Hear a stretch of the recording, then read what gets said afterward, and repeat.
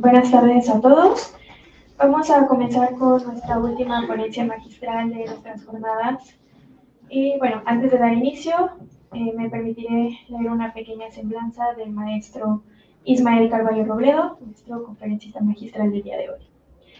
Profesor de Filosofía, Teoría Política e Historia y conferencista con estudios de Ingeniería Industrial en México y de Maestría en Economía Política Internacional por la Universidad de Warwick, Inglaterra, y diploma de Estudios Avanzados en Historia por el Instituto Universitario Ortega y Gasset de Madrid, España.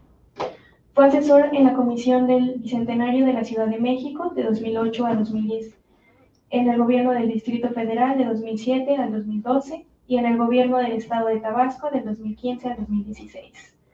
Ha sido profesor de Filosofía, Filosofía Política, Filosofía de la Ciencia, Teoría del Estado, Historia Universal e Historia de México en diversas universidades. Es miembro de la Asociación Mexicana de Estudios Clásicos. Es asesor del Partido Morena para la Formación Política. Ha publicado Un escritor en la Tierra, centenario de José Revueltas, como coeditor. Primero como tragedia, ensayo sobre historia, El último caudillo, textos políticos, y La extraña felicidad y otros textos de su autoría. Además, colabora desde hace muchos años como articulista en diversidad de medios, haciéndolo de manera semanal en la 4TV. Fue director general del 2019 al 2024 del Espacio Cultural San Lázaro, que es la plataforma cultural y académica de la Cámara de Diputados abierto a la ciudadanía. Actualmente es director general del Instituto Latinoamericano de la Comunicación Educativa. Hasta aquí su semblanza. Sin más, doy paso a su ponencia titulada Historia, Totalidad y Sistema en la obra filosófica de José Vasconcelos. Sin antes recordarle que cuenta con 50 minutos y le recordaré cuando le queden 15. Adelante, le doy paso.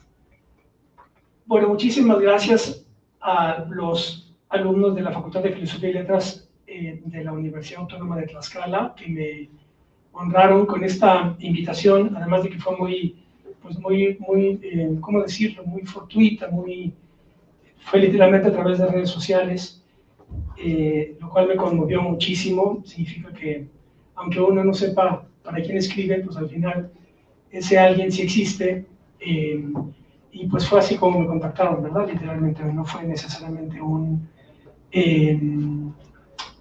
correo institucional o un acercamiento institucional, sino que fue literalmente a partir de leer lo que yo llevo muchos años escribiendo, lo cual me conmueve muchísimo, y con toda responsabilidad y cariño estoy aquí con ustedes en este 32 32ª Jornadas Filosóficas Ricardo José Avilés Espejel. Bien, además, por si esto no fuera suficiente, pues me piden también que hable de una figura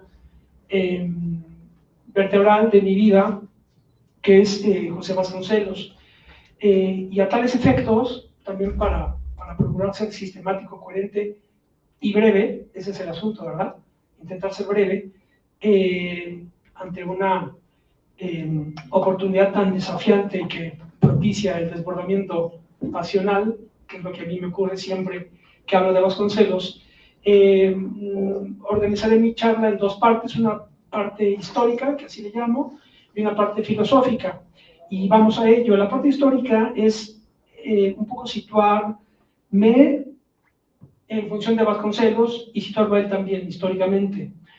Esto para efectos de iluminar la significación personal que vengo de comentarles, que supone para mí hablar de Vasconcelos, porque él es, digámoslo así, una influencia que yo llamo existencial. No es nada más una influencia intelectual, que tengo muchas, que todos tenemos muchas, ¿verdad? No es una influencia necesariamente filosófica, en el sentido de que yo hablo desde coordenadas de alguna manera contrapuestas a las de Vasconcelos. Mi formación filosófica no está ajustada a las coordenadas de Vasconcelos, fundamentalmente porque yo hablo desde una perspectiva de ateísmo esencial radical en la tradición materialista. Como sabemos todos, Vasconcelos habla dentro de la fe. Esa es prácticamente la distinción fundamental. Una primera crítica aquí sería aquella que se endereza desde la idea de Gustavo Bueno, según la cual lo que caracteriza el pensamiento filosófico es la acedeia griega, que es la impiedad. Es decir, la filosofía, de manera rigurosa, tiene que negar por principio cualquier dato que provenga de la revelación, ¿sí? Como principio de racionalidad filosófica. Y esto aquí demarca una bifurcación fundamental en la historia del pensamiento filosófico pre y cristiano, ¿verdad? Entonces, Vasconcelos está hablando desde la fe y yo hablo fuera de la fe, sin perjuicio de lo cual esto no obsta para que yo pueda declararme, como lo hace también Gustavo Bueno, como un ateo católico, lo cual eso seguramente quienes ya han leído a Bueno saben exactamente a qué se refiere. Pues yo soy eso, yo soy un ateo católico. Y además mi ateísmo no supone que yo sea ni antirreligioso, ni anticlerical, ni nada de eso. Simplemente ateo en el sentido de la negación absoluta de la existencia de Dios. Dios no existe ni puede existir, pero es una idea fundamental que recorre los siglos. Y de hecho el ateo es el que está obligado precisamente a tener una teoría religiosa, una teoría de la religión, para dar cuenta de la religión y su despliegue y encontrar dónde hay más racionalidad dentro de la fe, hablando desde fuera, ¿me explico? Esa es la tesis. Y la tesis de Gustavo Bueno, que es la que yo sostengo, es que donde más racionalidad es en el catolicismo. Ahí está la idea. Entonces, aquí al decir yo que soy ateo, no estoy negando la religión o despreciándola, ni mucho menos, sino prácticamente le doy todo el reconocimiento histórico, filosófico y antropológico, ¿verdad? Bien. A lo mejor en algún momento tengo tiempo de abundar un poco sobre esto, y si no, pues ya será en otra ocasión. Pero para tales efectos recomiendo muchísimo la obra de Bueno, que se llama El animal divino, que es su teoría materialista de la religión, que es uno de los libros más perturbadores que he leído en mi vida, junto con Ensayos materialistas. Bien. Entonces, claro, esto no mueve un milímetro la influencia que Vasconcelos tiene en mí, pero por eso digo que es una influencia existencial, ¿verdad? Me recuerda aquella divisa de Heráclito, según la cual carácter es destino, y entonces Vasconcelos esto lo dijo, yo recuerdo que lo dijo muy bien André Malraux, cuando dice André Malraux que cuando entrevistó a Trotsky, dijo, claro, cuando yo entrevisté a Trotsky, me hizo pensar en esa divisa de Heráclito, según la cual carácter es destino, porque Trotsky es una de esas figuras que te permiten entender cómo un carácter configura tu destino, ¿verdad? O determina tu destino. Yo identificaría a Vasconcelos una persona de esa naturaleza, un carácter de tal envergadura, de tal intensidad, de tal cólera, que demarcó un destino individual y con ese destino arrastró a generaciones enteras, etc. Y esa pasión existencial es la que a mí me define, prácticamente. ¿Se dan cuenta? Es una definición existencial, no intelectual o filosófica, que yo hablo desde otra perspectiva. Sin perjuicio de lo cual, Vasconcelos, precisamente esta intensidad intelectual es fabulosa para poder activar procesos de acercamiento intelectual a otros ámbitos del saber. Es decir, Vasconcelos es una fórmula extraordinaria para activar, digámoslo así, la potencia del entendimiento, la potencia intelectual, que es como Aristóteles define la felicidad, ¿se acuerdan? La felicidad es la vida intelectual, la vida teorética, la vida contemplativa frente a las virtudes sensibles. Entonces, bueno, Vasconcelos queda recomendado, ¿verdad? Aunque creo que aquí no es necesario decirlo, pero queda recomendado como antídoto, como detonante de la potencia intelectual del hombre, y además es alguien que, digámoslo así, hizo en su vida un proceso que llegó a ser canónico, es decir, digo yo, así lo sostengo, hay un canon vasconceliano para entender la vida, la política, el amor, etc. Entonces, con estas notas yo justifico la influencia existencial de Vasconcelos en mí. Ahora bien, ya también lo adelanté, tengo que hacer ese deslinde filosófico, por virtud de que yo no hablo, digámoslo así, desde el sistema de Vasconcelos, sino que hablo desde el sistema del materialismo filosófico de Gustavo Bueno. Gustavo Bueno es un filósofo, para mí, el más importante de la segunda mitad del siglo XX, muere en 2016, nace en 1924, desarrolló una obra filosófica discutiendo con la tradición materialista, tanto la soviética como la continental, enfrentándose con las principales escuelas filosóficas de su tiempo, y desarrolló una filosofía sistemática que no se desarrolló en la Academia de Ciencias de la Unión Soviética, ya que está el valor fundamental e histórico universal del pensamiento de Gustavo Bueno. Esto está explicado en Ensayos materialistas, que es un texto de 1973, en donde desarrolla una ontología que desde el punto de vista de Bueno no desarrollaron los soviéticos. Después quedó de Gustavo Bueno, no se sabe mucho, este es todo un tema de discusión, es prácticamente todo un seminario sobre historia de la filosofía. Me parece un poco vergonzoso que se considere que no hay pensamiento español filosófico cuando tenemos, desde mi punto de vista, al pensador más importante de la segunda mitad del siglo XX que escribió y pensó en español. ¿Por qué no se considera que en España hay pensamiento filosófico nada más todo siguió de Ortega? Lo cual ya es muy lejano, ¿verdad? Prácticamente es lejanísimo. Todo el mundo, es muy común decir, claro, yo soy yo en mis circunstancias, como decía Ortega. Todo el mundo está repitiendo esa muletilla de Ortega, que por supuesto, desde luego, la envergadura de Ortega también es muy importante, pero claro, pues eso se quedó en el pasado, literalmente. Esto tiene muchas aristas y muchas formas de responder. Yo tampoco me puedo extender demasiado. Una de las cuales fue, yo creo que cuando estaba Gustavo Bueno escribiendo su ontología materialista, discutiendo y comentando textos soviéticos y discutiendo también con el marxismo fundamentalmente alemán y el franceses y alemanes y soviéticos, en discusión con ellos desarrolla su ontología. En esos momentos, en el 73, 74, 75, estaba teniendo lugar el proceso que desembocó en la llamada transición democrática española. Esta nota sirve para darle una contextualización política al pensamiento filosófico, ¿verdad? Eso es algo muy importante que se tiene que tener claro en una facultad de filosofía, eso se tiene que repetir todo el tiempo, la implantación política de la conciencia filosófica. Entonces, lo que estaba ocurriendo con el desarrollo de esta ontología materialista en el 73 de Gustavo Bueno, mientras estaba ocurriendo eso, estaban purgando al marxismo de los estatutos del Partido Socialista Obrero Español para que pudiera llegar al poder. Esa es una estrategia que organizó la CIA y la socialdemocracia alemana con Willy Brandt. Y entonces sacaron al marxismo de los estatutos del PSOE en el Congreso de Sudeste desde 1976, y entonces un filósofo como Gustavo Bueno, que estaba discutiendo con soviéticos, quedó totalmente apestado y estorbaba para el ulterior desarrollo de lo que fue la llamada democracia española, que por lo demás es uno de los grandes fracasos políticos contemporáneos. Esa transición democrática española es un fraude total, etcétera, pero tampoco es tiempo aquí para hablar de ello, aunque podríamos hablar si me invitan en otra ocasión. Además, eso se puede hablar también en una facultad de ciencias políticas, ¿vale? Pero bueno. Entonces, Gustavo Bueno quedó totalmente relegado. Lo que hace el gobierno de Felipe González y el PSOE, ya no marxista ni leninista, es, digámoslo así, tras tirar un ancla a la tradición de la Ilustración española, a Carlos III. Por eso la Universidad Carlos III se funda en el gobierno de Felipe González, ¿verdad? El gobierno socialista. Agarrarse a Fernando Savater ahí como el filósofo del régimen, imagínense ustedes. ¿No? El nivelón, y ya entonces pues la obra de Bueno quedó relegada, etc. Pero bueno, en fin, tiene un recorrido interesantísimo. Cuando yo comencé a leerlo, era prácticamente, creo poder decir que era el único mexicano que estaba leyendo Gustavo Bueno, y hoy tienen un avance tremendo. Yo no tengo nada que ver con el grupo ni con la fundación, no tengo nada que ver absolutamente, pero mi maestro sigue siendo Gustavo Bueno. Entonces, bueno, hago ese deslinde, ¿verdad? Filosófico para abordar la obra de una influencia existencial, que es la de José Vasconcelos.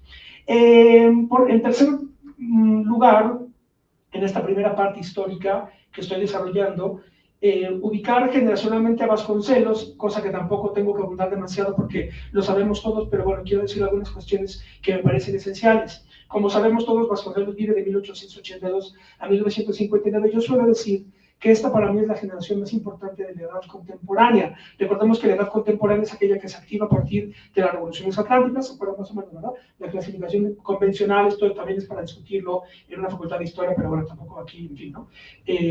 ¿Verdad? Una teoría de los ciclos históricos, ese es un seminario muy interesante.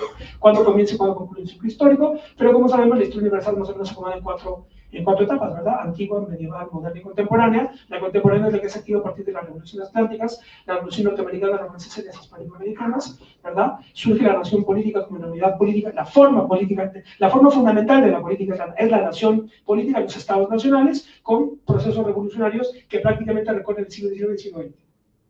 Cuando ese proceso revolucionario cristaliza en China, entre Chiang Kai-shek y Mao Zedong, entonces ya el planeta entero queda ya organizado a partir de la nación política, el nacionalismo político y las revoluciones nacionales como el canon de la acción política, literalmente, ¿verdad?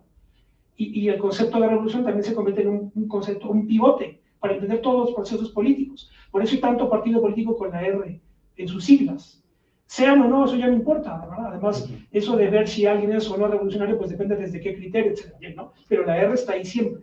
Eso no es gratuito que esté la idea de la R. porque la edad contemporánea es la era de las revoluciones. Entonces,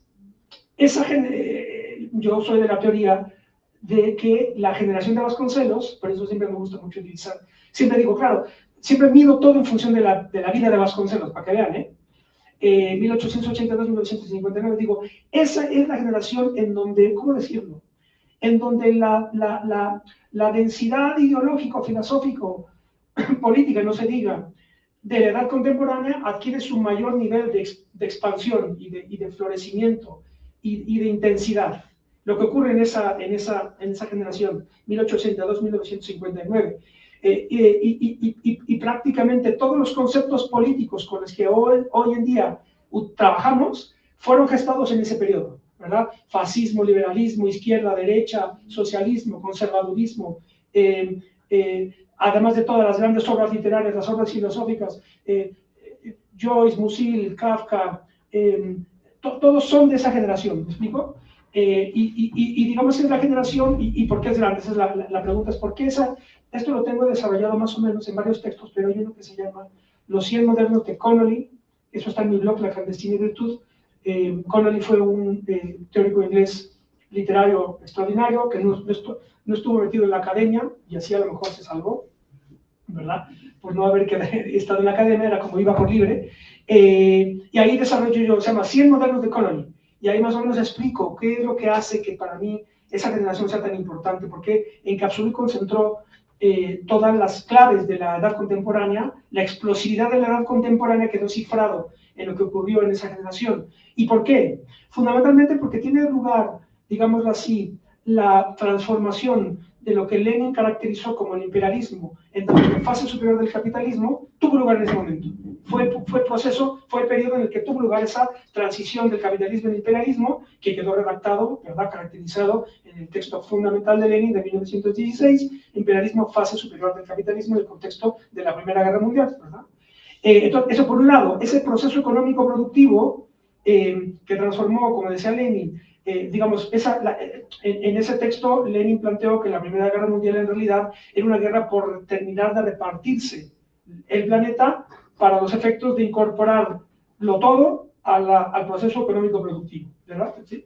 Y es cuando la ciencia queda subordinada como una variable miserable del proceso del capital, etc. Bien, entonces por un lado eso, por eso es tan importante ese periodo, y por el otro, porque ahí tuvo lugar la emergencia, la eclosión por vía revolucionaria y por vía bélica, es decir, por las guerras, lo que Eric Hobsbawm llamó los extremos ideológico-políticos. Eric Hobsbawm, este historiador fundamental británico, comunista, marxista, que tiene esta tetralogía de la historia contemporánea, la era de la revolución, la era del capital, la era del imperio, el corto siglo XX. Es extraordinaria esa tetralogía. Y el corto siglo XX, de Short 20th Century, es el que va de 1914 a 1994. Y el subtítulo de ese libro es La Era de los Extremos. ¿Cuáles son esos extremos? Las grandes alternativas ideológico-políticas para tratar de dar cuenta del proceso de la expansión capitalista en fase imperialista, que somete a altas tensiones los procesos democrático-liberales europeos que estaban llamados no a convertirse, o sea, quisieron hacer como el modelo canónico de organización de toda la sociedad.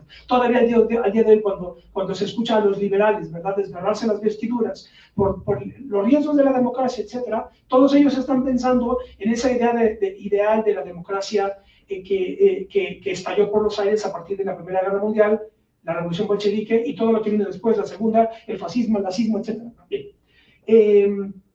Entonces, ya digo, esta serie de acontecimientos son los que hacen que esta generación sea tan importante, y por eso la generación de Vasconcelos me parece tan importante. Y aquí es un poco lo que me parece que ocurre con la magnitud que logró levantar Vasconcelos como hombre de su tiempo, o como un hombre época, es decir, el hombre época o la mujer época es aquella figura que se involucra con tal nivel de intensidad y de pasión y de involucramiento, con tal cantidad de cosas, que termina resumiendo esa época, ¿verdad? Entonces, los hombres de esa época son los que quieran, Vasconcelos, Lenin, Hitler, Juan Pablo II, los que ustedes quieran, ¿verdad? Porque resumen, de alguna manera, esa época. Entonces, bueno, Vasconcelos forma parte de eso. Ya digo que yo lo sigo considerando como la vara con la que mido generacionalmente en la marcha de las generaciones, es la vida de Vasconcelos. Sabemos también que él forma parte concretamente en México de la generación llamada del Ateneo de la Juventud, que como sabemos también, desde la perspectiva de la implantación política de la conciencia filosófica, enderezan una crítica, esto seguramente ya lo han analizado en seminarios, etcétera, enderezan una crítica filosófica al positivismo, que se había convertido a su vez en la matriz o en el instrumental filosófico para justificar y fundamentar el régimen porfirista, etcétera. Entonces, como sabemos, el Ateneo de la Juventud endereza esta crítica, recupera la tradición clásica, el idealismo alemán, ¿no? Más o menos, de Kant a Schopenhauer, básicamente. Y bueno, pues sí, hoy nos los podemos imaginar a los miembros del Ateneo de la Juventud como un grupúsculo pequeño, una minoría, que se reunían en el centro histórico de la Ciudad de México, a Platón, a Kant, etcétera. Hoy a lo mejor es muy difícil encontrar eso, pero esos grupos, esos pequeños grupos siguen existiendo ¿verdad? En distintos lados. Entonces, por eso es tan importante mantener la antorcha encendida ¿verdad? Y cuando hay un llamado, venir, ese es el asunto, porque en realidad lo que están haciendo ustedes es mantener ese formato de discusión filosófica que luego puede prosperar según el derrotero de que cada uno vaya a tener. La singularidad histórica de la generación del Ateneo es que es destruido, digámoslo así, ese grupo por la Revolución Mexicana, después se empieza a dispersar, distintos miembros del Ateneo se van con distintas personalidades, etcétera, se pelean, etcétera, pero prácticamente ese es el crisol, digámoslo así, o la matriz que terminaría vertebrando las instituciones culturales y educativas del México del siglo XX. Desde el Fondo de Cultura Económica, el colegio, todo prácticamente es increíble. Además, donde tú le rasques, a institución a la que vayas, le rascas un poquito y aparece Vasconcelos siempre, ¿verdad? Otra vez volvemos a esa impronta existencial e histórica tan extraordinaria que tenía Vasconcelos para con México y para conmigo. Bueno, entonces, esto por cuanto a la parte histórica, la significación existencial que tiene Vasconcelos para mí, el amor que supone para mí hablar de Vasconcelos, el deslinde filosófico que hago, es decir, lo tengo metido en la sangre, pero tal vez no en la cabeza filosófica, porque la cabeza filosófica la tengo yo armada en función de la tradición de Gustavo Bueno, que por lo demás es una síntesis de la tradición materialista, principalmente el materialismo inglés, el materialismo marxista, el materialismo soviético y la tradición del corporeísmo católico hispánico. Eso es muy importante. Y además, de hecho, ahí, qué bueno que lo digo, ahí hay un entronque con Vasconcelos, por el catolicismo de Vasconcelos. Pero Gustavo Bueno sostiene que, como dije al principio, la racionalidad del cristianismo y particularmente del catolicismo radica en su corporeísmo. Esa es la tesis. El corporeísmo católico, que queda simbolizado en el dogma de la encarnación, es lo que hace que se pueda considerar al catolicismo como una manera del materialismo, una forma o como una expresión materialista. Y ahí está prácticamente la aportación universal del materialismo filosófico de Bueno, prácticamente consiste en eso, que contrario al pensamiento ilustrado, moderno, germánico, digámoslo así, que pretende resolver el problema de la divinidad ignorándola, ¿verdad? Y enviándola al foro interno, lo que hace el materialismo filosófico de Gustavo Bueno es incorporar a la divinidad dentro de una de las regiones de la ontología general, ¿verdad? Y entonces se le da un estatuto materialista a la idea de Dios, que no existe ni puede existir, pero en su idea está. Ese es el asunto. Y entonces ahí hay una conexión interesante con Vasconcelos y por eso puede fluir también, o se pueden establecer de una manera tan natural, digámoslo así, los vasos comunicantes entre una figura como Vasconcelos y el materialismo de Bueno, por esta afinidad católica. Es lo que ocurre también con Chesterton o con otros escritores que son católicos, precisamente. O desde una perspectiva historiográfica, pues yo que sé, como David Braden, este gran hispanista británico, claro, como británicos e hispanistas es prácticamente una contradicción de los términos, ¿verdad? Porque el enemigo, como sabemos bien, el enemigo histórico del mundo el enemigo histórico de los que hablamos español es Inglaterra, dicho así rápidamente, básicamente, ¿verdad? Que queden actas. El enemigo de los que hablamos español es Inglaterra. Esto lo tiene muy claro Vasconcelos. Inglaterra y Estados Unidos, ¿no? Decía, claro, porque el objetivo del Imperio Británico era destruir al Imperio Español. Y por eso los libertadores todos se conocen en Londres. Francisco de Miranda, Cervantes de Mier, Bolívar, se conocen en Londres, pero porque Inglaterra amaba la libertad, no. Porque quería apoyar a los libertadores para destruir el Imperio Español. Esa es la clave. Eso lo entendió siempre Vasconcelos. Vasconcelos dice que que esa influencia, que es primero británica y luego norteamericana, se ejecuta a partir de 3 dispositivos: el dólar, el antiespañolismo y el protestantismo. Y con esos 3 dispositivos se busca diluir la herencia hispánica de toda América, ¿sí? Y entonces por eso hay también Vasconcelos entronca también con la tradición del pensamiento español, con Gustavo Bon, etc. Y ahí es donde la ecuación puede, se ajusta geométricamente, prácticamente, Vasconcelos con Gustavo Bueno desde esa perspectiva. De cine filosófico, y la tercera, la obligación generacional de Vasconcelos como hombre época, como hombre de ese periodo que recorre una vida que encapsula las claves fundamentales para mí de la edad contemporánea, sin desmedro de lo que viene después, desde luego, ¿verdad? Luego de una manera aproximativa, impresionista, desde luego que hay muchas cosas que vienen después, pero se entiende lo que quiero decir. Ahora bien, por cuanto a la parte filosófica, yo titulé la ponencia Historia, Totalidad y Sistema en la obra filosófica de José Vasconcelos, porque efectivamente creo que estos 3 conceptos son los que, sin perjuicio de que se le puede enderezar una crítica desde las coordenadas desde las que yo hablo, lo que no se puede escatimarle un milímetro es esta triple perspectiva que tuvo en toda su obra filosófica y prácticamente en su vida entera, ¿verdad? La conjunción de la perspectiva histórica, la sistemática y la idea de totalidad, ¿verdad? Hegeliana, ¿verdad? Cuando dice Hegel, cuando se habla de absoluto hay que entender la idea de totalidad, en el sentido de que Vasconcelos intentó, mediante un sistema que intentó construir, resumir y racionalizar la totalidad de las cosas. Y ahí está la fuerza sistemática, vale decirlo, de su pensamiento. La obra total de Vasconcelos recorre muchísimos ámbitos. Es imposible quererlo catalogar, es imposible imaginarlo como dentro de una estructura burocrático-académica de una universidad, ¿no? Es imposible eso. Esto lo digo porque luego, yo que tengo mucho contacto todo el tiempo con facultades de filosofía, como ocurre en este caso, que con tanto cariño vengo aquí, pero luego me produce un poco de nerviosismo cuando me dicen, no, es que yo soy experto en... Así dicen expertos, lo de experto es ya prácticamente la negación de Platón, ¿verdad? Pero dicen, no, yo soy experto en bioética, yo soy experto en medievales, yo soy experto en Kant, yo soy experto en tal, Bueno, una cosa es que estés trabajando ese tema, y otra cosa es que tú seas experto en, ¿verdad? Eso es imposible, eso es la negación de todos los diálogos de Platón, porque los diálogos de Platón es el no experto, ¿verdad? Es el que recuerda, bueno, está de más decirlo aquí, ¿verdad? Pero la filosofía, acuérdense, el filósofo es el que no lo puede saber todo, pero tampoco lo puede ignorar todo, sino que está en medio, ¿verdad? Ese es el asunto. Y por eso cuando yo valga aquí el paréntesis, yo durante un tiempo intentamos levantar un proyecto de Facultad de Filosofía, porque yo lo que sostenía, y de hecho lo sigo sosteniendo, lo que pasa es que ya vimos que ese proyecto no prosperó, ¿ves? No prosperó por distintas razones, pero la tesis la mantengo. Yo creo que la filosofía es la disciplina que se requiere para dirigir procesos, para dirigir proyectos, para dirigir instituciones. Y ni siquiera esto es mío.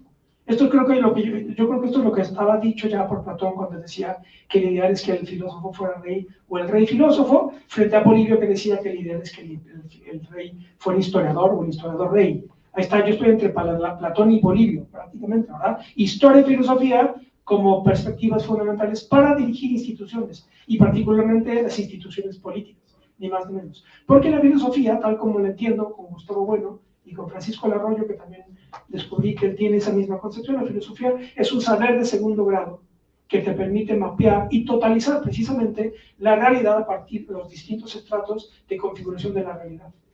Y por eso el filósofo es un poco pesado, porque puede opinar de todo. Pero ahora en tiempos de que, ahora como todo está compartimentalizado, todo el saber está fragmentado, pues ahora todo se le encarga a los expertos, ¿verdad? Y luego pasa como cuando Muñoz Ledo hacía su gran comisión para la reforma del Estado, y entonces invitaba a antropólogos, sociólogos, economistas, politólogos, historiadores, etcétera. Claro, alguien de feminismo, desde luego, etcétera, así, y entonces todos se juntaban así, claro, pero juntabas a todos y redactaban tremendos tomos de tremendos recopilaciones de textos sin ninguna articulación interna. Ese era el problema, ¿verdad? No había articulación interna. ¿Por qué? Pues porque nunca se le ocurrió abordar eso desde la perspectiva filosófica. Ese es el asunto. Porque la disciplina que confiere unidad, coordinación a la multiplicidad de procesos, a la multiplicidad de planos de configuración de la realidad, es el saber filosófico. Ese es el asunto. Pero como sabemos, a partir del siglo XVII, cuando empieza a perfilarse el saber científico y desemboca en la consolidación de los saberes científicos, entonces la filosofía entra en crisis. Y entonces dicen, bueno, si la realidad está ya explicada y controlada, además, por las ciencias y las técnicas, ¿para qué sirve la filosofía? ¿Para qué estudiamos filosofía? Pregunta fundamental e inquietante, ¿verdad? Y ese prácticamente es una de las razones por las cuales el proyecto de filosofía que yo quise encabezar en León, Guanajuato, no prosperó. Por falta de alumnos, ¿verdad? Porque dicen, bueno, sí, pero ok, muy bien, me interesa muchísimo. Yo estudio filosofía, pero después, ¿y qué hago? ¿Verdad? ¿Dónde voy a trabajar? Etcétera. ¿Cuál es la respuesta que dieron las facultades de filosofía occidentales? Ok, las ciencias y las técnicas están controlando la realidad. Ellos se encargan de eso. Entonces, la filosofía, ¿qué va a hacer? Explicar su historia. Y entonces, ¿qué se estudia en las facultades de filosofía? Historia de la filosofía. Lo cual está muy bien, desde luego que está muy bien. Pero la clave es que se tenga un sistema para poder analizar desde una perspectiva de segundo grado tu presente. ¿Verdad? Ese es el asunto. Porque Aristóteles, Santo Tomás o Hegel o Marx analizaban su presente, ¿sí? Pero lo abordaban desde una perspectiva filosófica de segundo grado, mapeando los distintos procesos de configuración de la realidad, etc., analizados efectivamente por cada una de las disciplinas científicas. Por tanto, la filosofía, yo sostengo con bueno, es la disciplina de las disciplinas. Lo sigue siendo, ¿sí? De hecho, para fundamentar esto, enderezaba una visión alternativa a la habitual, según la cual la filosofía es la madre de las ciencias, lo cual es erróneo, sino que la filosofía es la hija de las ciencias. Porque el criterio para entrar a la academia de Platón era la geometría. Entonces, primero estaba la racionalidad geométrica para después hacer filosofía, como geometría de las ideas, ¿verdad? Entonces, si la filosofía es la hija de las ciencias, por más que estén avanzadas las ciencias, la filosofía nunca muere, porque es lo que viene después. Es lo que viene después como un ejercicio de reflexión de segundo grado para totalizar y mapear la realidad. Y por tanto, el filósofo es prácticamente una figura homóloga a la de un general. El general es el que tiene la visión panorámica de todo, de la guerra, no de las batallas incorporadas a una guerra. Ese es el papel de la filosofía, literalmente. Pero bueno, ese es el proyecto que yo quise encabezar. Ahí se quedó, pero la idea, literalmente, la idea es esa, ¿no? Literalmente, la idea es esa. Bien, bueno, pues Vasconcelos prácticamente está en una perspectiva similar. Su obra es inclasificable, no puedes ponerle ninguna disciplina, sino que escribió de todo: filosofía, política, historia, ensayo general, autobiografía, periodismo, etc. Bien, además fue el que él inauguró, por lo demás seguramente ya habrán visto, él inauguró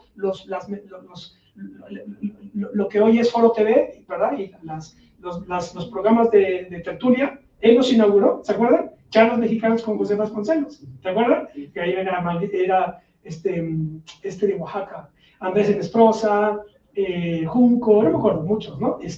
Ahí los ponía, él arranca con ese proyecto. Bien. Por tanto, entonces, bueno, la obra es vastísima. Sí, no me puedo detener de esto. ¿Cómo llevamos de tiempo? ¿Llevo 20? Sí. Ok. Algo llevo. Bien. Ok, entonces, la obra filosófica ha sido de una manera muy panorámica y cronológica. Pitágoras, una teoría del ritmo, de 1916, monismo estético, de 1918, estudios indostánicos, de 1920, tratado de metafísica, de 1929, ética, de 1932, historia del pensamiento filosófico, de 1937, lógica orgánica, de 1945, y teología, de 1952. Él muere en 1959. Entonces, en fin, ya digo, su visión es omniabarcadora, un poco en el sentido de los hombres del Renacimiento, o de la idea platónica de que el filósofo es el que no puede saberlo todo, pero tampoco desconocerlo todo. Yo creo que Vasconcelos, yo lo situaría en la tercera tipología de pensamiento que él explica en Historia del Pensamiento Filosófico. Recordaban cuando dice: si examinamos el panorama del pensamiento en su conjunto, hallaremos que no obstante la variedad innumerable de sus maneras, eso hace distinguir tres tipos de expresión recurrentes y fundamentales. el pensamiento poético, el pensamiento filosófico y el pensamiento religioso. Los tres tipos así indicados no se desenvuelven según rigurosa causalidad histórica o jerárquica, sino que más bien alternan y se combinan según el carácter y las necesidades de los individuos y de las épocas. Hay, sin embargo, cierto ritmo de precedencias. En los árboles de la historia el pensamiento poético lo engloba todo. El pensamiento filosófico se da con posterioridad o no se da en un gran número de pueblos. El pensamiento religioso, latente desde los comienzos, es el remate de una serie de esfuerzos, la síntesis sobrenatural que cierra el ciclo de una era, una cultura. El pensar poético en ejercicio de una libertad, el pensar poético en ejercicio de una libertad cuyo ritmo nace de la vida misma, nos da visiones atrevidas y esplendorosas, pero fragmentarias e ingenuas. El poeta no ha pasado por la prueba de la duda y del discurso, y su imaginación se deja llevar de las sugestiones irresponsables de la analogía y la metáfora. El hombre de religión, en cambio, es un poeta que fue filósofo y dirige su imaginación exaltada en fantasía por los caminos rigurosos del sentido sobrenatural. El filósofo, limitado al ejercicio racional, se agotaría en las oposiciones sin término de la dialéctica si no llegase en su auxilio constantemente el instinto del místico que le señala las intenciones, la finalidad del ejercicio pensante. En todo caso, es el místico quien realiza la suprema síntesis y lo hace por fantasía dominadora que usa el discurso tal y como el artista arquitecto aprovecha la ingeniería únicamente como armadura de una obra que en su consumación supera la mecánica. Entonces yo creo que Vasconcelos está, yo lo ubicaría en la categoría de pensador místico, que buscaba precisamente esa síntesis sobrenatural, que tiene un impulso religioso, que habla desde la fe, como sabemos todos, y que precisamente es lo que hace que yo, por ejemplo, que hablo desde una perspectiva rigurosamente filosófica y además sistemática y además materialista y además atea, hace que yo, pues lo que vengo de decir, ¿verdad?, haga ese deslinde sin desmedro de la genialidad y la potencia y la fuerza intelectual y existencial que tiene Vasconcelos. ¿Qué influencias? También esto es algo ya sabido, pero bueno, las influencias de Vasconcelos, el pensamiento indostánico derivado de Schopenhauer, Empédocles y la teoría de la coordinación. De hecho, de Empédocles él quiere llamar a su sistema algo así como una teoría estética o una teoría de la coordinación, que de hecho es la que más me gusta a mí, la idea de la coordinación, porque eso encaja precisamente con la idea de la filosofía como un saber de segundo grado que coordina distintos saberes, sobre todo los científico-técnicos. Prácticamente nuestro mundo está roturado y controlado por las ciencias y la tecnología. Entonces no cabe ninguna desconexión de esa realidad material. Es imposible. Eso es lo que nos envuelve y define nuestro presente. Por tanto, la duda ya no es una duda subjetiva, sino la duda contemporánea que tiene pertinencia filosófica es la duda científica. Se parte de los saberes científicos y de las prácticas tecnológicas. Y a partir de ahí, ahora sí, se hace coordinación. Una coordinación filosófica sistematizadora, totalizadora y racionalizadora que te permite mapear la realidad y ya para a partir de ahí poder entonces hacer preguntas políticas, ¿verdad? Por eso la pregunta del qué hacer de Lenin no es una pregunta filosófica, es una pregunta estrictamente política, ¿sí? Que es lo que dice, bueno, el mapa, un mapa mundi, un sistema filosófico es un mapa mundi, pero el mapa te dice cuáles son las rutas posibles, pero no te dice cuál tomar. La ruta a tomar es una decisión política, ¿verdad? La decisión por la ruta que se va a tomar es una decisión política. Entonces, a mí, esta idea de la teoría de la coordinación me gusta muchísimo para entender o entroncar a Vasconcelos con la idea de filosofía que yo sostengo. El neoplatonismo de Plotino, como también sabemos, otra de las influencias de Vasconcelos, Kant y una influencia fundamental, Bergson, el intuicionismo de Bergson. Bergson es prácticamente en algún lugar, ya no recuerdo en cuál, creo que en el caso de mi vida, un textito precioso de Vasconcelos, creo que ahí alguien le pregunta que a qué filósofo, no sé si ya lo habían leído ustedes, que a qué filósofo le hubiera gustado conocer y platicar, y él dijo Bergson. Bergson es el único que me hubiera interesado conocer, platicar, etc. Esto por cuanto a las influencias de Vasconcelos. Ahora bien, por cuanto a historia, totalidad y sistema, decir tres cosas, ya que utilicé los temas, los conceptos, decir algo sobre ellos. La historia, evidentemente, pues es una reconstrucción interpretada de hechos pretéritos para explicar el presente, ¿no? La idea de Benedetto Croce, la historia es siempre una historia del presente. Gustavo Bueno define la historia como el análisis, no es el análisis del pasado, que es un error de Rafal, ni siquiera de memoria, ¿verdad? Porque mucha gente dice, no, yo soy malísimo para la historia porque tengo muy mala memoria. No, ¿quién está hablando de que la historia tenga que ver con la memoria? Esto no obsta para que desde luego tú puedas desarrollar efectivamente de una manera psicológica la memoria, pero eso también se desarrolla leyendo otro tipo de textos. Yo, por ejemplo, pues a mí me lo suelen decir, ¿cómo eres para acordarte siempre de fechas? Bueno, yo creo que a lo mejor es porque estás todo el tiempo leyendo y entonces es una cuestión, supongo yo, ¿verdad? No lo he analizado a profundidad. Pero en todo caso, la historia es un ejercicio de comprensión. La historia es un ejercicio de comprensión que se hace de hechos del pretérito a partir del análisis de reliquias y relatos mediante los cuales se reconstruyen esos hechos del pretérito. ¿Sí? Reliquias y relatos, es decir, monumentos y documentos. Es lo que hace el historiador. El historiador no trabaja con el presente, no trabaja con el pasado no existe, pero está realizado en documentos y monumentos, reliquias y relatos. Bien. Entonces, desde la perspectiva histórica, y esto es algo muy interesante, podemos situar a Vasconcelos en la idea de una filosofía iberoamericana o hispánica. Esto es fundamental, está todo el tiempo, por eso entronca también. No es forzado, digámoslo así, desde una perspectiva ontológica, sí es forzado analizar a Vasconcelos desde Bueno o desde el materialismo filosófico por la distinción de ateísmo que yo, el desdén de ateo que acabo de hacer yo, pero ateo católico, no se olviden, ateo católico, ese es el asunto, en el sentido de que yo reconozco la estructura cristiana y dentro de la cristiana distingo, ¿verdad? La tradición ortodoxa, la protestante y la católica, que es la trifurcación de la cristiandad, ¿verdad? La que va de Bizancio a Moscú, ¿sí? La frontera es Polonia, luego la tradición germánico-protestante, que desemboca en Alemania, y la tradición, bueno, luterano, ¿verdad? Germano-luterano-hegeliana, que desemboca en Alemania, y la tradición que es la nuestra, que es la hispánico-ignaciana americana, ¿sí? San Ignacio, por eso en la historia de nuestra idea del mundo de José Gauss, un libro extraordinario, ¿verdad? Extraordinario, analiza a Lutero y luego analiza a San Ignacio. Es lo que hay que poner a los dos juntos, ¿verdad? Y nosotros estamos en la línea ignaciana. Bien, ¿me explico? Eso es una cuestión geopolítica, histórico-geopolítica. Entonces, no se puede ver. Pero, en fin, ese también es otro tema a discutirse, ¿no? Lo podemos discutir y no me digas, si apenas estoy en el prólogo. Bueno, acelero. Esto es la clave, ¿no? Vasconcelos como un defensor de la tradición filosófica hispánica, que yo creo que pues, es un ejercicio fascinante, que yo creo que se tiene que hacer a contracorriente. Ese es el asunto, ¿verdad? Por ejemplo, desde la perspectiva de la filosofía política, es un insulto que un libro tan interesante por otro lado, como es la historia del pensamiento filosófico de Leo Strauss y Joseph Klopsy, no hay un solo pensador español.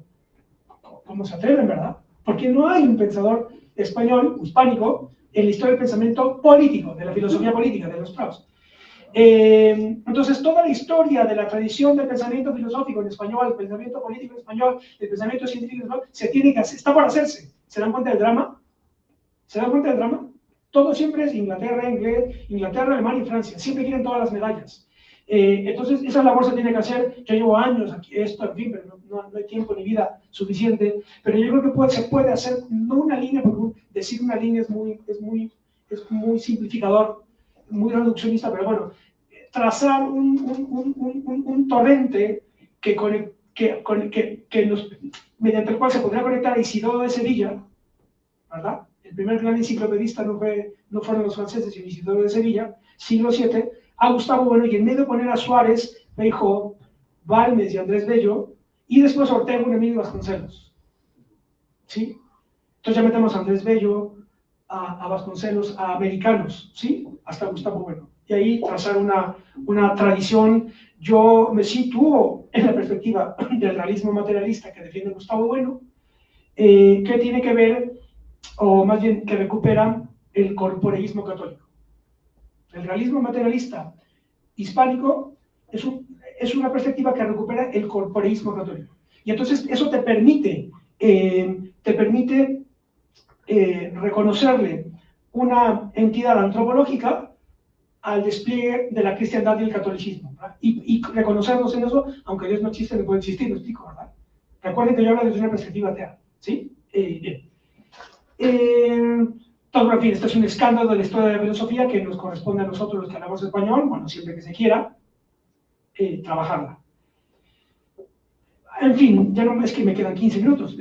La totalidad y el sistema, ya no puedo detenerme en esto, había pensado decir algunas cosas, pero quedémonos con esta idea, ¿verdad? La idea de historia, totalidad y sistema, es decir, Vasconcelos es una de las pocas figuras que intentan enderezar o construir una arquitectura filosófica de carácter sistemático mediante la cual se pueda dar cuenta de la totalidad, incorporando de una manera coordinada las distintas partes de esa totalidad mediante un sistema filosófico. Ese sistema filosófico está organizado, como vengo de decir, de la lógica orgánica, dentro de la cual está un acomodo de las ciencias, una clasificación de las ciencias sumamente interesante, ciencias de la naturaleza, ciencias de la vida, ciencias del espíritu y ciencias de lo divino, que es ahí donde rechinan los dientes desde una perspectiva filosófica atea, ¿verdad? Porque es imposible hacer ciencia de lo divino, ¿verdad?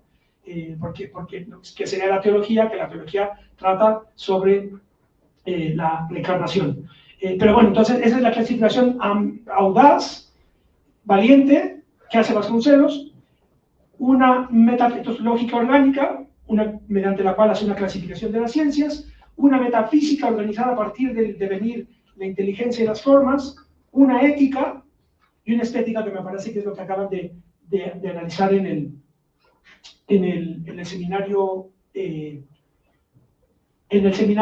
el taller previo de Visú, analizar la estética, donde explica el a priori estético, el conocimiento como conocimiento sensorial, intelectual y emocional. Y de todo esto, yo creo que lo que se puede desprender intentando resumir la obra filosófica de Vasconcelos, es un sistema filosófico mediante el cual, así lo diría, el sistema de Vasconcelos, no nada más filosófico, sino el actuar de Vasconcelos, la obra de Vasconcelos, podría interpretarse como una teoría de la acción humana, entendida como acción apasionada, enderezada hacia la salvación. Que desde luego la salvación es un concepto bíblico, ¿verdad? Del cual, al secularizarse, se puede entender la idea de progreso, según este texto fabuloso de Karlowitz, Historia y Salvación, los presupuestos teológicos de la filosofía de la historia. Entonces, la salvación, o más bien la idea de progreso, es la secularización de la idea de salvación, o como dice Gustavo Bueno, la idea de cultura es la secularización de la idea de la gracia. Entonces, todo el sistema filosófico de Vasconcelos que vertebra su acción es una teoría de la acción humana, entendida como acción apasionada, enderezada hacia la salvación. Y esto nos conecta con su filosofía educativa, que se entronca... ¿Cuánto me queda? Bien, ahí voy, sí. Esto entronca con, sí, no podía dejar de mencionar el proyecto educativo de Vasconcelos, que es su cristalización histórica más patente, más evidente, más cercana todavía a nosotros. Al día de hoy, el país sigue respirando de ese proyecto educativo, evidentemente ya modificado de una manera tal vez incluso escandalosa, pero bueno, en el germen están 4 elementos fundamentales de ese proyecto filosófico de Vasconcelos, que podríamos entender entonces como una teoría de la acción histórica como acción apasionada, enderezada para la salvación. Teoría de la acción como acción apasionada, enderezada a la salvación. Por un lado, el proyecto educativo de Vasconcelos, no podemos olvidar la inspiración soviética que tuvo, porque él se inspira, recuérdenlo, en el proyecto de Lunacharsky, que fue el ministro para la educación de Lenin, ¿sí? De donde toma, que tampoco necesariamente se requiere una ciencia para eso, pero bueno, el modelo soviético de educación popular y masiva de Lunacharsky es una de las primeras influencias que tiene Vasconcelos. Por otro lado, la filosofía educativa clasicista, que es lo que está expuesto en un texto precioso que es el de Robinson a Odiseo. Ese es un texto de 1935, si no me equivoco, en donde hace una crítica al pragmatismo norteamericano de Dewey, y en donde dice que no basta con el conocimiento y el control de los saberes técnicos para resolver problemas pragmáticos, sino que se requiere imprimirle al estudiante y en general a la educación una profundidad histórica que él llama de totalismo clásico y que conceptúa mediante Odiseo, el Odiseo homérico, que lo opone al Robinson pragmático norteamericano, ¿no? Robinson a Odiseo. Y mediante esta perspectiva y esta profundidad que se logra mediante el análisis de periodos del pretérito que te permiten entender ciclos completos históricos, aquí está el valor de los estudios del estudio de la antigüedad o de periodos antiguos, que te permiten ver ciclos históricos completos de nacimiento, crecimiento, florecimiento, decadencia y caída y fin. Ahí está la riqueza de la historia y de los estudios clásicos. Entonces, por un lado está esa idea, la recuperación de la perspectiva clásica, el totalismo clásico, como criterio fundamental, además de una vocación americana que quedó expuesta en bolivarismo y monroísmo, ese texto también fundamental, en donde plantea que hay una, digamos que Hispanoamérica es una forma universal de estar en el mundo, opuesta a la forma universal angloparlante de estar en el mundo, protestante de estar en el mundo, y ahí es donde hay que anclar anclar las claves de la civilización hispánico-americana, que queda expresada en un fresco extraordinario de Roberto Montenegro, que no es recuperado como se debiera, un fresco de Roberto Montenegro, que cuando vayan al Museo Vivo del Muralismo de la CEP allá en Donceles, vayan a ver ese fresco, que se llama la Unión de los Pueblos Latinoamericanos, de Roberto Montenegro. Roberto Montenegro fue este artista que decoró, es de los que junto con José Enciso decoran la oficina de Vasconcelos, y hace este mural que es espléndido. Por un lado pone a los conquistadores, a los que descubrieron, ¿no? Los descubridores, digámoslo así, y de otro lado pone a los libertadores, Bolívar, San Martín, Hidalgo, etc. Pero abajo de cada uno de ellos, debajo de los descubridores, ponen a Juan Ruiz de Alarcón, y debajo de los libertadores pone a Rubén Darío. Es decir, da la centralidad del idioma español, de la lengua española, como el tegumento que articula todo un continente y que le da sentido a una plataforma civilizatoria que es la nuestra, la hispánico-americana. Y después, el cuarto elemento de la filosofía educativa de Vasconcelos es la simbología de síntesis civilizatoria, con la cual él quiere resumir, hace como su gran síntesis de las distintas tradiciones que según él habría que hacer converger en México, y que está expuesto plásticamente en dos elementos, en dos juegos escultóricos que están en el edificio central de la SEP, que tampoco son recuperados o recordados como se debiera. Por un lado está el que tal vez sea más conocido, que es los 4 tableros de las esquinas, ¿no? Las 4 esquinas del teatro principal del edificio de la SEP, en donde están, como sabemos, Grecia, India, bueno, sí, listo, sí, ya. Grecia, India, España y lo prehispánico, ¿verdad? Es decir, Quetzalcóatl, las casas, Platón y Buda. Eso, cuando vayan ahí a la SEP, están esas 4 figuras, por un lado. Pero el que no se recuerda, y además no se recuerda porque luego es muy difícil verlo porque está lleno de comerciantes, ahí en la calle de Brasil, Jorge Brasil, Argentina, donde está el edificio de la SEP, hay un juego escultórico en la fachada del edificio en donde está Atenea, diosa de la sabiduría, Dionisio, que es dios de la pasión, y Apolo, dios del orden, ¿no? Entonces ahí están esos 2 elementos que rematan el edificio central de la SEP, y es donde está simbolizada la síntesis civilizatoria de Vasconcelos. La centralidad de este hombre para la historia nacional, y es donde están depositados los elementos de la pasión histórica que supone Vasconcelos como una medida, como un canon, como la medida de una magnitud existencial para mí, tiene que ver con el hecho de que él percibió, se dio cuenta de que la guerra civil que fue nuestra Revolución Mexicana iba a desembocar en una carnicería, en un matadero, sin utilidad, si no se le daba un cauce educativo. Esa fue la clave, cauce educativo y la vertebración de ese proyecto educativo a través de los libros. Y él entendió que el objetivo de los que estaban realizando esa guerra civil a través de un proyecto educativo era ofrecer al pueblo de México la promesa de un destino radiante, ¿no? Él todo el tiempo está con esa idea. El sistema educativo tiene que darle al pueblo la promesa de un destino radiante, la promesa de un destino radiante. Y es como yo podría concluir esta charla.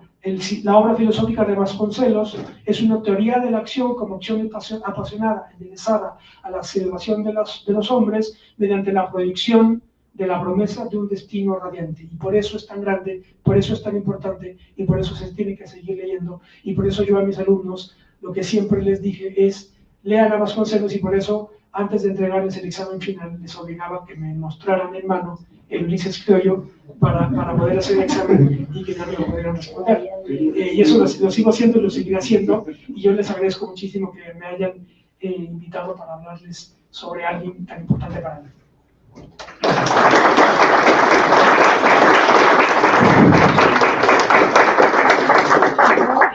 Agradecemos mucho su participación, lamentamos no tener más tiempo y por ello solo vamos a dar espacio a 3 preguntas. Si alguien más gusta preguntar, puede pedir una tarjeta, la escribe, se la entrega a mi compañera y se la damos al profesor, bueno, al maestro, perdón, y él nos va a proporcionar un video respondiéndolas, el cual se subirá a la página de Facebook. Las restantes, sí, adelante.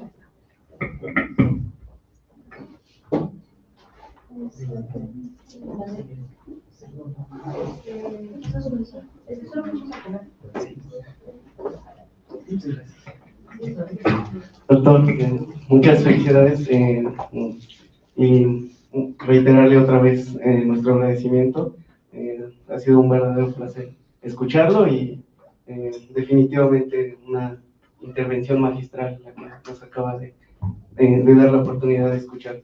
Yo quisiera hacer muchas preguntas, obviamente, pero voy a tratar de ser muy puntual y voy a tratar de acortar un poco, igual para dar espacio a los demás.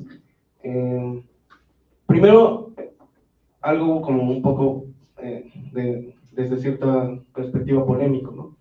Me gustaría preguntarle, y ciertamente para esclarecer esta problemática que siempre existe cuando se habla de Vasconcelos respecto a su posicionamiento con el nazismo, en dónde se le colocaría a Vasconcelos, porque incluso podría recordar en algún texto, creo que es por la Historia de México, que él mismo parece que se deslinda del nazismo. Dice, es que hay veces en que ya cualquiera que tiene ciertas ideas se le llama nazi, ¿no?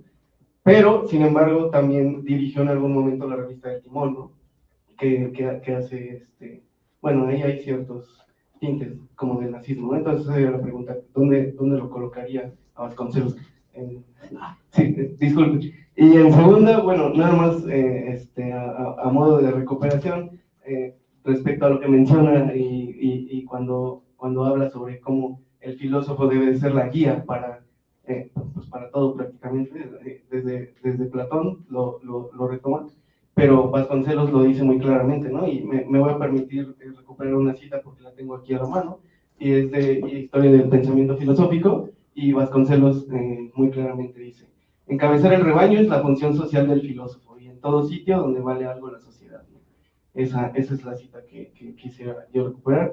Y en cuanto a la cuestión de hacer una historia en donde se coloque o donde se recupere el pensamiento hispánico, Vasconcelos hace un ejercicio similar, ¿no? Él se coloca a sí mismo igual en Historia del Pensamiento Filosófico, casi al final, ¿no? Se pone a sí mismo. Entonces me gustaría preguntarle también si esto tiene una intención, o si es a propósito en este ejercicio que hace Vasconcelos de colocarse a sí mismo también, y cuál sería esa intención que tiene él, ¿no?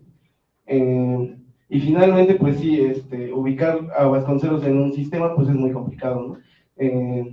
Se le puede ver tanto como de la educación, de la política, pero lo que sí no podemos negar, pues es que es un filósofo, ¿no? Y para mí personalmente, el filósofo más grande que ha dado México, ¿no? Y pues bueno, eso sería todo. Muchas gracias. Las preguntas. Hola, muchas gracias por la ponencia. Mi duda es un poco sobre sobre lo que dijo de acción apasionada, salvación, para pensar un futuro radiante. Me gusta todavía aprenderlo. Quería ver si podía profundizar un poquito más en esto de la salvación de los hombres, en cuanto a Vasconcelos, ya que bueno, no me queda muy claro todavía. Gracias.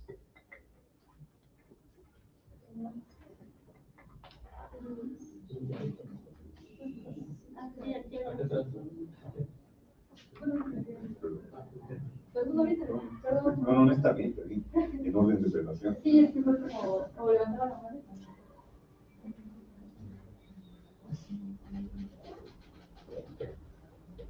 Maestro, por felicitarle. No. Igual en cierta manera felicitarle, una ponencia increíble y en cierta manera hacerle un comentario sobre esta reflexión que usted da en torno a que la filosofía no es madre de todas las ciencias, sino que es precisamente hija y es punto de que parte en la mayoría del conocimiento. Esto igual lo voy a conectar un poco y me atrevo un poco a hacer la conexión con el hecho de que Vasconcelos publicara por una editorial llamada Trillas, y tenemos aquí realmente en las escalinatas uno de sus locales de la todología, que es literalmente un compendio en el que él lo que hace es tratar de combatir el analfabetismo en México y tratar de que la mayoría de esa gente que sale de un periodo de guerras, de un periodo de múltiples batallas, pues empiece a cultivar lo más granado del ser humano, que es el conocimiento. Y en cierta manera creo que en lo que hace es tratar de hacer una pangea, una unidad, y una vez más se ve la tendencia del filósofo a hacer o buscar esta regla universal que pueda ser aplicable a cualquier cosa particular. Y mi pregunta en específico es, para usted, ¿es un error dividir los saberes el día de hoy? Y tal vez en vez de tratar de hablar de una especialización, podríamos hablar de una simbiosis de los saberes. Sí, gracias. Muy ya, ¿verdad? A ver, sí, a ver, la parte oscura, digámoslo así, de Vasconcelos es evidentemente la última, la de Timón, la de la financiación de Timón por parte de la Embajada de Alemania. Y yo lo proceso, digámoslo así, desde dos perspectivas. Una, esto nos permite dar cuenta del hecho o comprender a Vasconcelos como un hombre trágico, que es la definición que hace Martín Luis Guzmán de él. Martín Luis Guzmán dice, Vasconcelos fue un hombre trágico, pero porque es grande. Fue trágico porque fue un hombre grande, o un hombre de época, como digo yo. Y los hombres grandes, las mujeres grandes, las grandes mujeres, son grandes en sus aciertos y grandes en sus errores. Esta es la primera cuestión que yo siempre digo. Evidentemente faltaría más, ¿verdad?, que yo dijera que fue uno de sus aciertos. No, al contrario, fue uno de sus grandes errores. De hecho, menos mal perdió la presidencia en el 29, ¿no? Esto me recuerdo, pero esto es una manera trágica de abordar esto, ¿me explico? Esto te recomiendo que leas, no sé si ya lo hiciste, pero hazlo, si no, El Doctor Faustus de Thomas Mann, que es una novela tremenda, en donde el narrador dice que no hay cosa más dolorosa para un alemán, en este caso estaba hablando de Alemania, no hay cosa más dolorosa para un alemán que ame profundamente a Alemania que desear que pierda la guerra por el miedo que le da que la gane, tu propio pueblo, ¿no? Lo plantea en la novela. Entonces, pues sí, menos mal perdió Vasconcelos, porque de haber ganado, imagínense lo que hubiera pasado, ¿verdad? México literalmente aliado al régimen nazi, literalmente aliado. Entonces menos mal, la historia de México hubiera sido distinta. Entonces, por un lado, así lo explico, porque ¿qué es lo que ocurrió ahí? Pues no, uno de sus grandes errores que nos permite comprender que fue un hombre grande y por tanto que fue un hombre trágico, volcánico, es verdad que, como decía Torres Bodet, decía, Vasconcelos nos deja el testimonio de una alma eniesta que como el fuego brilló para consumirse y quemó para hacer mucho de lo que amó, ¿verdad? Es como el fuego, ¿verdad? El fuego ilumina pero también quema. Entonces ese es uno de los errores que quema. Y por otro lado, pues es el clima de la época. digamos, la ecuación, evidentemente, otra de mis deslindes, digamos, que yo podría hacer respecto del pensamiento político, en este caso de Vasconcelos, sería pues un repudio absoluto al comunismo, al marxismo, etcétera, que es mi método de análisis histórico, ¿verdad? Entonces, pero bueno, en fin, esto forma parte de ecuaciones complejas de segundo o de tercer grado, que tienen que abordarse con esa misma complejidad. Entonces, desde la perspectiva de su tiempo, el encuadre que él planteaba que era necesario hacer en ese momento era apoyar a Alemania, en tanto que era lo que estaba oponiéndole un enfrentamiento tácito y radical al comunismo marxista ateo, ¿verdad? Ahí está otra contradicción de mi amor por Vasconcelos, hecho desde un ateísmo que él hubiera repudiado, ¿verdad? Pero bueno, esa es la manera que yo... Entonces, ese es el encuadre que el encuadre en el que él se situó, pero que, en fin, esto también es lo que pasa mucho. El otro ejemplo clásico, pues es el de Heidegger, ¿verdad? El de Martin Heidegger, este libro clásico de Víctor Farías, Heidegger y el nazismo, que no lo publicaron en Alemania, lo tuvo que publicar en Francia, por la incomodidad que suponía hacer todo el acopio de Heidegger arrancaba sus frases con Heil Hitler, etc. Entonces, ¿qué vamos a hacer? ¿Vamos a borrarlo de la historia del pensamiento? Pues no se puede hacer, aunque, bueno, esa conexión no deja de ser inquietante. Bien. ¿Más preguntas? No, Bueno, La tarea. es la tarea. Es la tarea. Y claro, la idea, pues sí, la idea del filósofo como guía, efectivamente, pues es la idea platónica, la idea que yo sostengo con bueno y según el proyecto que nosotros tenemos en la Facultad de Filosofía.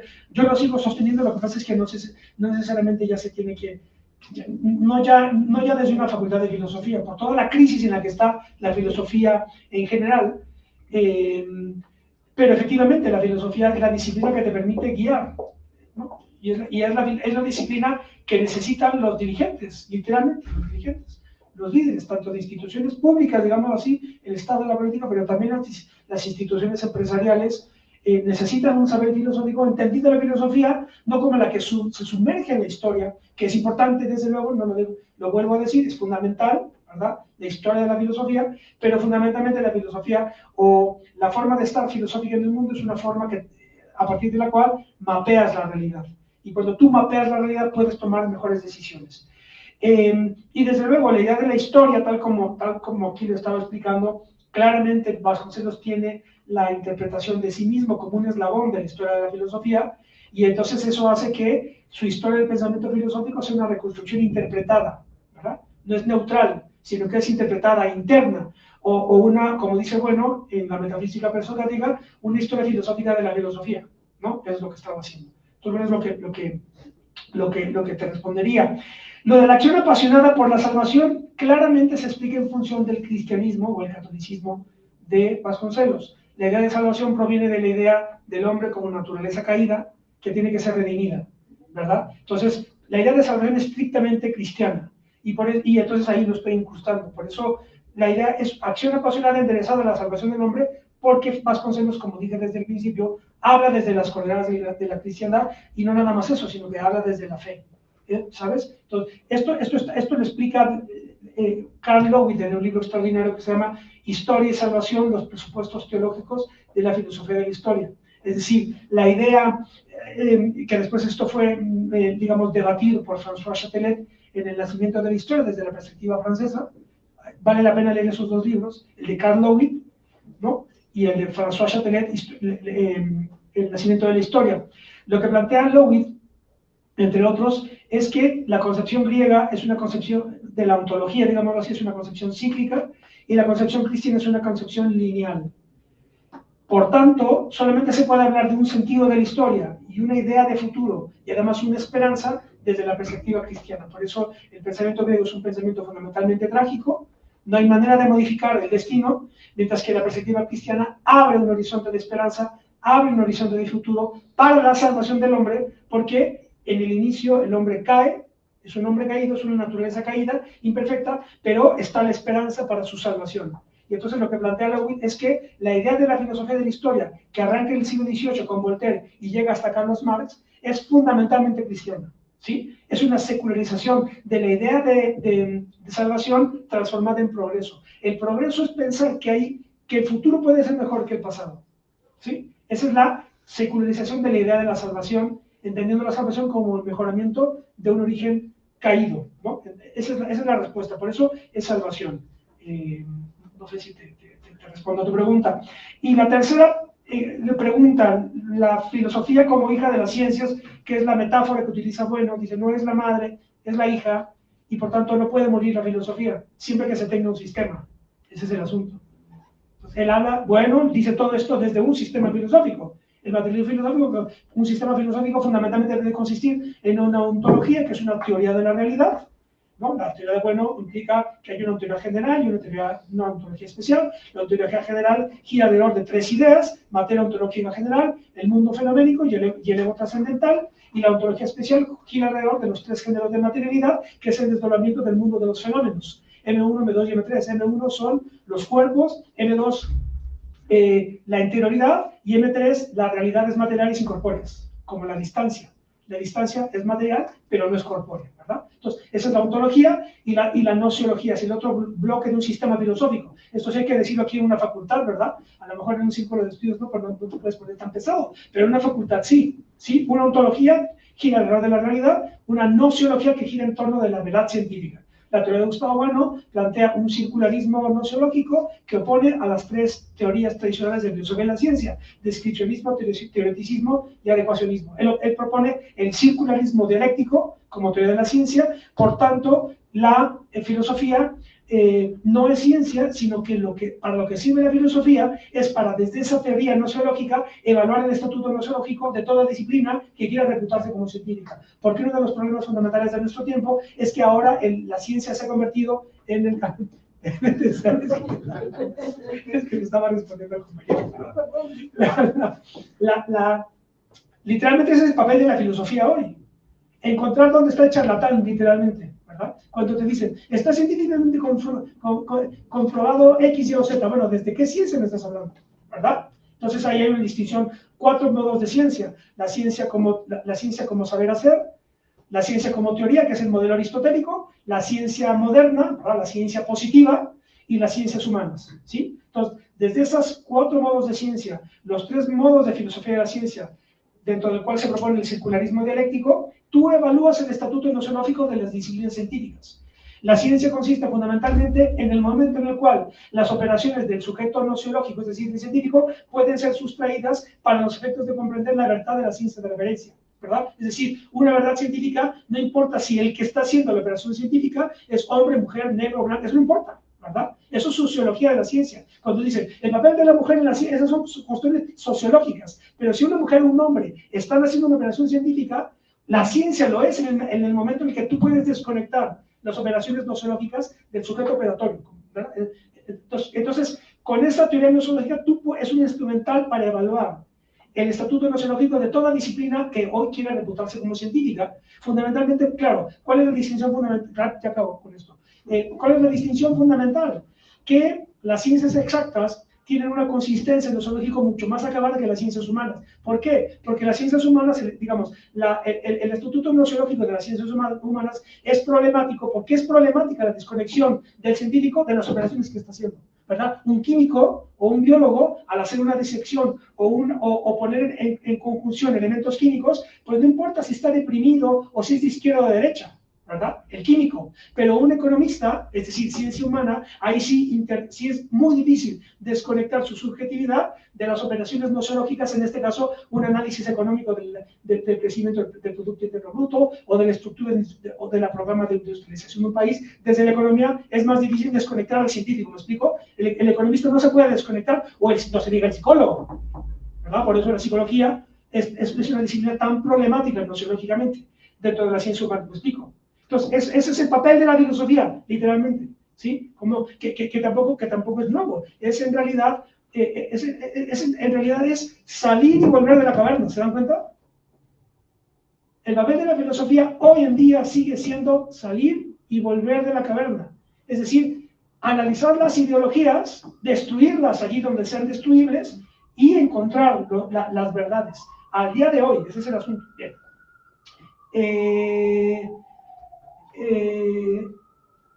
¿Es un error dividir los saberes? No es un error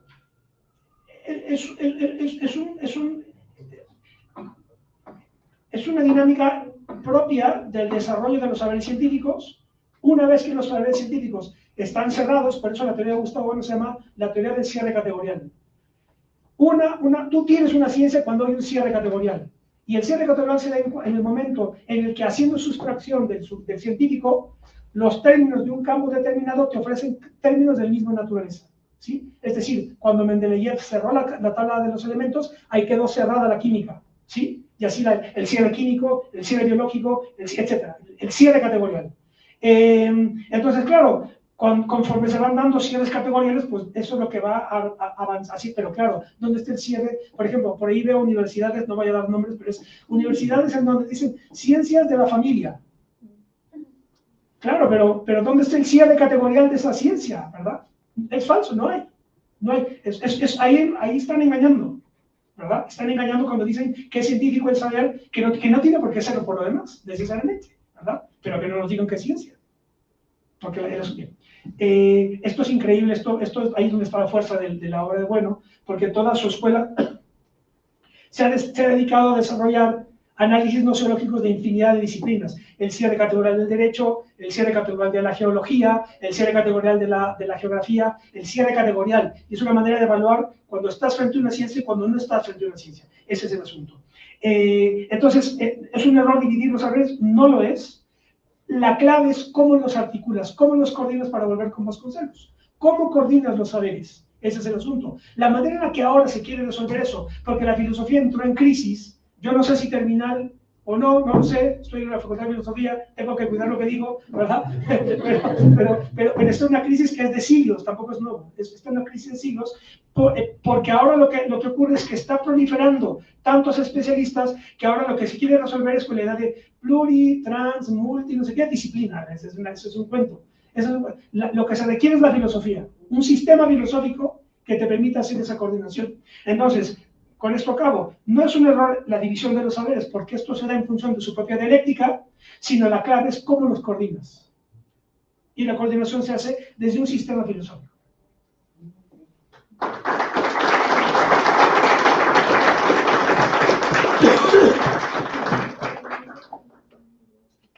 Sí, aquí ya voy a hacer unos videitos para... Bueno, entonces si alguien más gusta preguntar algo... ¿O quieren que responda ahorita? ¿Ya no? Ah, tienen nota, ok. Si alguien más gusta preguntar algo, pueden pasar la tarjetita y él nos va a hacer el favor de contestarlo mediante un video. Pues sin más, voy a dar paso a leer su constancia.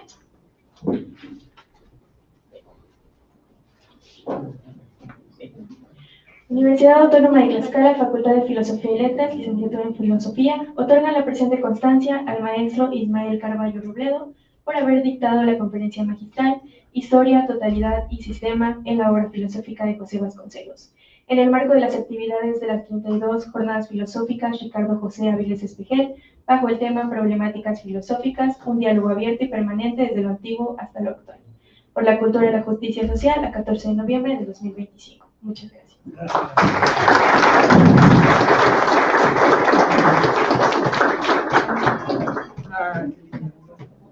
Muy bien.